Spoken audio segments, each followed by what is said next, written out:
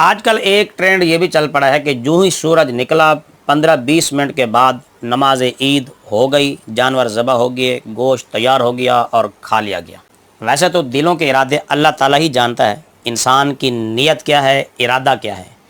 اللہ تعالیٰ ہی علیم بذات الصدور ہے، دلوں کی کیفیت کو وہی جانتا ہے،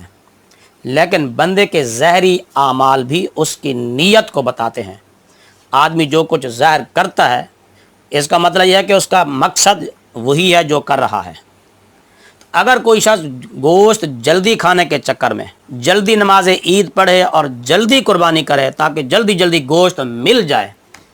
ایسے آدمی کی سرے سے قربانی ہی نہیں ہوتی۔ فقہائے کرام نے فرمایا کہ اگر 7 آدمی گائے میں شریک ہیں، بیل میں شریک ہیں، بڑے جانور میں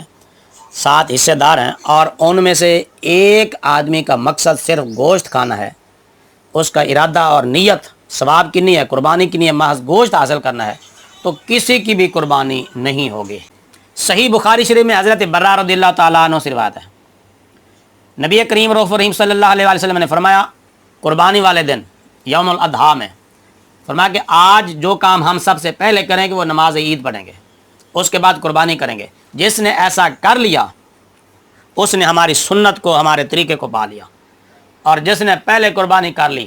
اس نے گوشت ہی تیار کیا ہے اپنے گھر والوں کے لیے۔ حضرت ابو بردہ رضی اللہ تعالیٰ عنہ عرض کہ یا رسول اللہ صلی اللہ علیہ وسلم، میں نے قربانی پہلے کر لی ہے، اب میرے پاس بکری کا 6 مہینے کا بچہ ہے، کیا وہی قربانی کر لوں؟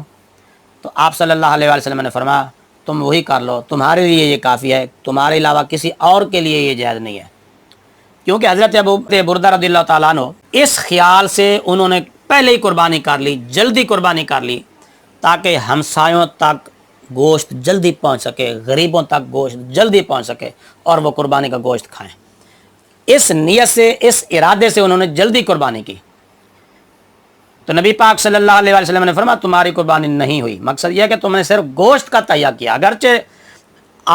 اب نماز عید کے بعد قربانی ہو جاتی ہے، لیکن جلدی کرنا اس بات کو ظاہر کرتا ہے کہ ان مقصد لوگوں کا گوشت کھانا ہے۔ تو لہذا جہاں پورا سال گزر جاتا ہے، گھنٹے 2 گھنٹے بھی گزر جائیں گے، کوئی مسئلہ نہیں، لہذا قربانی بڑے تحمل کے ساتھ ادا کیجیے۔ قربانی کرنے میں جلدی مت کیجیے، کہ جلدی کرنے والوں کو نبی پاک صلی اللہ علیہ وسلم نے دوبارہ قربانی کرنے کا حکم دیا، اور صرف گوشت کھانے کی نیت سے قربانی کرنے والوں کے متعلق بھی فقہائے کرام نے تصریح فرما دی ہے کہ ان کی قربانی بھی نہیں ہوئی۔ لہذا گوشت کے چکر میں نہ تو نماز عید جلدی پڑھیں، اور نہ ہی قصاب سے، کسائی سے پہلا وقت لیں صرف گوشت کھانے کے چکر میں، اور نہ ہی خود قربانی کو جلدی کرنے میں کوشش کریں۔ تحمل کے ساتھ، صبر کے ساتھ آپ قربانی کریں۔